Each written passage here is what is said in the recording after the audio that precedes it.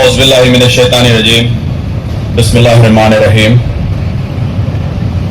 आज इस खूबसूरत मंच पर तशरीफ फरमा डॉक्टर राम भयानी साहब, जो इस उम्र में भी हिंदुस्तान के हिंदू मुस्लिम को हकीकत बताते हैं और एकजुटता के लिए काम करते हैं, आपको हमारी तरफ से सलाम।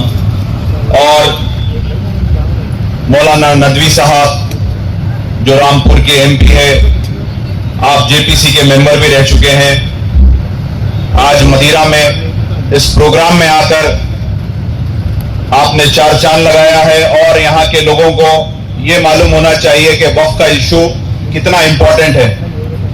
हफीजुर रहमान साहब, जो जेएनयू के प्रोफेसर है, सुधाकर राव साहब, सीपीएम, मौलाना सैयद साहब, मौलाना जलील साहब, तारिक अंसारी साहब, जो इस तेलंगाना स्टेट कमीशन के चेयरमैन हैं, और जनाब अमजदुल्ला खान साहब, तर्जुमान एमबीटी।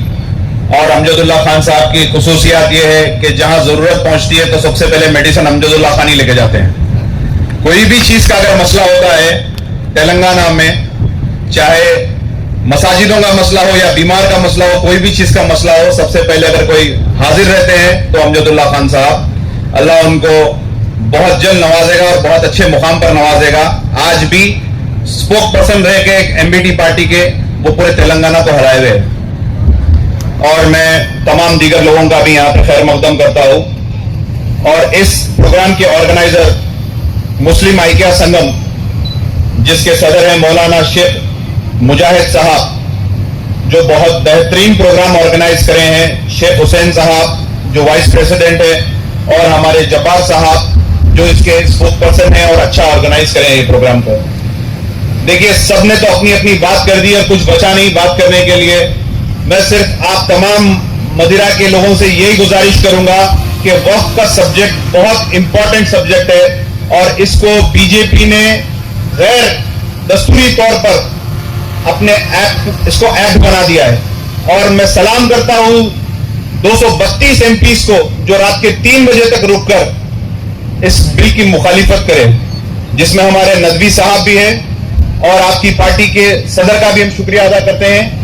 और तमाम लोग जो इस बिल की मुखालिफत करें, इनको मालूम है कि हिंदुस्तान को तोड़ने का बिल है, मुसलमानों को परेशान करने का बिल है, मुसलमानों के जायदादों को खींचने का बिल है, मुसलमानों की मैशियत को खराब करने का बिल है। देखिए, कुछ लोग समझ रहे हैं कि वक्फ से हमारा क्या ताल्लुक है, ना हम वक्फ के किराएदार है, ना वक्फ की हमको जमीन मिली है। तो मैं आप तमाम को यही बोलूंगा कि आप जहां पे भी बैठ रहे हैं, कोई होटल में बैठ रहे हैं, कोई चबूतरे पे बैठ रहे हैं, कोई दावत में बैठ रहे हैं, कोई किसी से मुलाकात कर रहे हैं, तो वक्फ के ताल्लुक से डिस्कस करिए। ये आपका खुद का इशू है। जिस मसाजिद में आप नमाज पढ़ते हैं वो इमाम मदरसे से आते हैं, वो वक्फ का, वो मसाजिद वक्फ की। जो उलमाओं को आप सुनते हैं वो उलमाए भी मदरसों से आते हैं, मसाजिदों से आते हैं, वो भी वक्फ के। जिसमें आपके आबो अजदाद मफहूम है कब्रिस्तानों में, वो भी वक्फ से आता है। आपको भी उसी कब्रिस्तान में जाना है जो वक्फ का है। जिस इंस्टीट्यूट से आप फैज पा रहे हैं, कई इंस्टीट्यूट से, वो भी वक्फ के है। तो ऐसे वक्फ के कई चीजें हैं जिसको हम डिनाई नहीं कर सकते हैं। कई जमीनात हैं, कई मदरसे हैं जो वक्फ के हैं जिसको हम डिनाई नहीं कर सकते। तो वक्फ हमारा खुद का मसला है। अब अगर आप वक्फ के मामले में खामोश बैठेंगे, देखिए आपकी खुद की जमीन को खींचा जा रहा है एक दस्तूर की खिलाफ वर्जी करते हुए। दस्तूर हमको बराबर रहने का हक देता है, दस्तूर हमको साथ चलने का हक देता है, दस्तूर हमको अपनी आवाज बुलंद करने का हक देता है, दस्तूर हमको एहतजाज करने का हक देता है। आज मोदी गवर्नमेंट हमारे साथ हर वो चीज कर रही है जो हमको नाकबूल है। जैसा कि आपको मालूम है, ट्रिपल तलाक का बिल हम पे ला दिया गया है। आज बताइए कौन सा मुसलमान जाकर मोदी को बोला कि भाई आप ये वक्फ का बिल लाओ।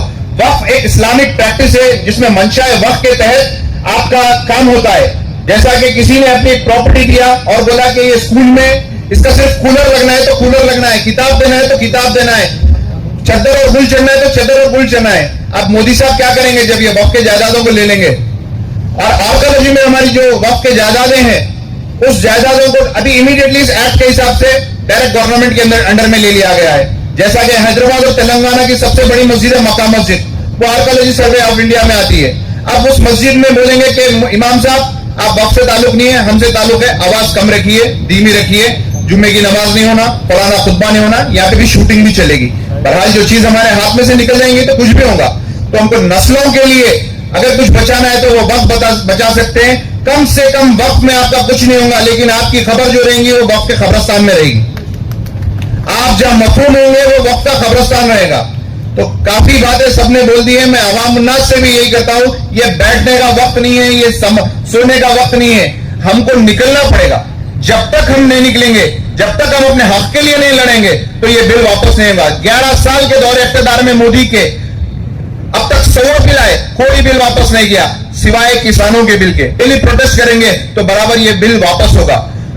جس طریقے سے تمام ہمارے سیکولر ہندو بھائیوں نے اس بل کی مخالفت کیا ہے, جس طریقے سے ڈاکٹر رام پویانی صاحب آ کر ہر وقت ایک سچائی سامنے لاتے ہیں, جس طریقے سے ہماری ہسٹری کے کتابوں کو چینج کر دیا جا رہا ہے, جس طریقے سے ہمارے راجاؤں کو بدنام کیا جا رہا ہے, جس طریقے سے ہماری گنگا جمنا تہذیب نفرت بڑھی جا رہی ہے, تو ہمارے نسلوں کو یہ سمجھانا ہے. اس چھوٹے سے گاؤں میں جو آج مسلم آئیکیا سنگم نے یہ پروگرام کیا ہے, ان کو میری طرف سے 100 سلام. آج حیدرآباد سے ہم یہاں آنے کی وجہ, یو پی سے آنے کی وجہ, دلی سے آنے کی وجہ, بمبئی سے آنے کی وجہ یہ ہے کہ یہ وقف کے بل کے لیے سب کو معلوم ہے یہ مسلمانوں کے لیے کتنا نقصان دہ رہے گا. اور اس میں آپ SC ST تمام بھائیوں کو لے کے چلیے, اور یہ بل کی مخالفت کے لیے جہاں جہاں پروٹیسٹ ہو رہا ہے تو ہم کو ایک حصہ بن کر ایک جہتی کے ساتھ, اتحاد کے ساتھ اگر ہم کام کریں گے تو انشاءاللہ یہ بل کو بالکل واپس کرائیں گے. اور یہ بل واپس اگر ہوگا تو ہم سرخرو ہوں گے. ایکسپرٹ کا یہی کہنا ہے کہ ہندوستان کی تاریخ میں 1947 سے